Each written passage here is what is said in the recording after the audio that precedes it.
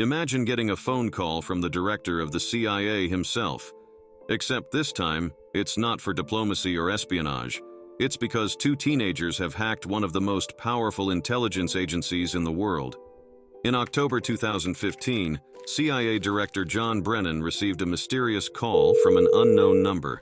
On the other end of the line was a kid, coolly claiming that he had hacked into the entire CIA system. For most people, this might sound like a prank call, but not for John Brennan, the head of the world's most powerful intelligence agency. Just knowing his personal number was a massive security breach, let alone hacking the CIA. This is the true story of two young hackers who turned the United States into a digital playground.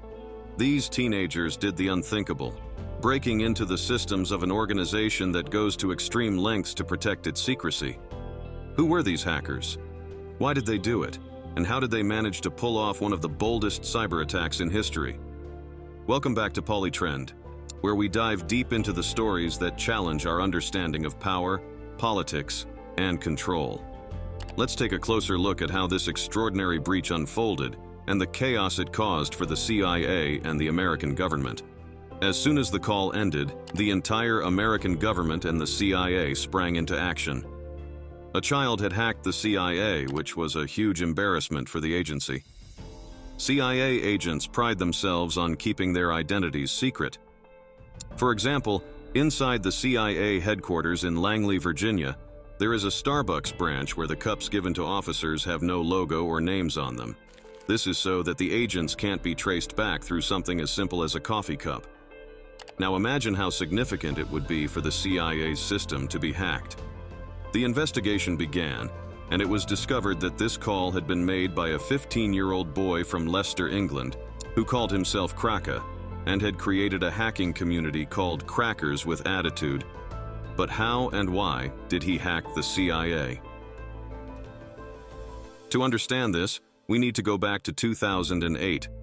In Virginia, USA, there was another boy known as Default, who was obsessed with video games. He began altering the programming of games to change the rules, allowing him to win easily by creating cheats. He learned all of this from the internet. Default was inspired by a hacking group called Anonymous, which had become famous in 2008. This group often made headlines by hacking big websites and posting their messages on them. Impressed by Anonymous, Default began his journey into the world of hacking.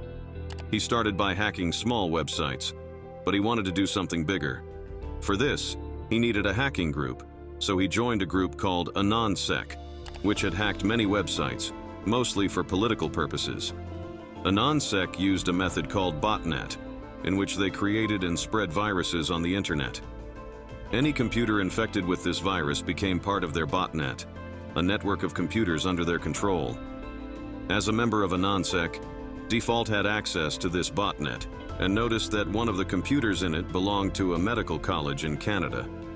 Default worked on it and managed to access the financial records of the college, which showed that over $9 million was owed by students. He deleted all these records from the college's system, causing chaos in the college's administration. Default's first hack was a success, done out of mischief. But his next hack was motivated by anger. In 2014, the Danish government passed a controversial law that allowed sexual abuse of animals. This enraged animal rights activists around the world. Default, who owned a dog he loved dearly, was furious. In anger, he and his group hacked Denmark's official website and posted a message stating that the government allowed cruelty to animals. They also used their botnet to attack and shut down websites supporting the law. The hack spread worldwide, leading to outrage against Denmark's decision, and eventually, under pressure, the Danish government revoked the law in 2015. Although Default had succeeded in his mission, people credited the anonymous group for the hack, as it was the most well-known hacking group at the time. This annoyed Default, as he felt he wasn't getting the recognition he deserved. But he continued his work. Like other hackers, Default kept his identity secret, knowing that being traced could lead to severe consequences. He didn't use his home's Wi-Fi, but instead had a satellite connection installed far from his house, using a private network to connect to the internet. His computer was also highly secure, taking 30 minutes just to turn on, but he didn't mind the wait to ensure his privacy. Now, you've learned about two characters, Kraka from England and Default from the USA. Before 2013, they didn't know each other, but an event brought them together. Edward Joseph Snowden, a computer intelligence consultant for the National Security Agency, was working on a US government project when he discovered that the CIA secretly collected the private data of every internet user, using it for their own purposes without the user's knowledge. Snowden wanted to expose this secret, but knew that doing so while in the US would be dangerous. He could be jailed or killed. So he took a leave and fled to Hong Kong, where he revealed the US government's secret to the world through journalists. This leak caused outrage worldwide, as people were furious to learn that their data was being used without their consent, and that the government was spying on their every move. In reaction to this, Default and Kraka contacted each other. They both wanted to teach the US government and the CIA a lesson. Default wanted revenge for the invasion of privacy, while Kraka wanted to avenge the attacks on Gaza. Their first act was to publicly share the phone number of James Clapper, the Director of National Intelligence. Anyone could call and get his number. Now, they wanted to hack someone higher up, so they targeted John Brennan, the CIA director. Kraka searched online and found a public phone number for John, which was from Verizon, a US mobile operator. He called Verizon's internal tech team, posing as an employee, claiming there was a technical issue with a customer's account. The Verizon team asked for a verification code, which Kraka had already hacked.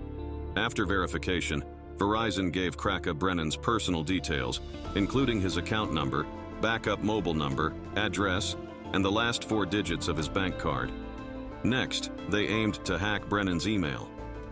Using the information he had obtained, Kraka managed to access Brennan's email, which contained important and top-secret documents, data of other CIA officers, their social security numbers, and government instructions.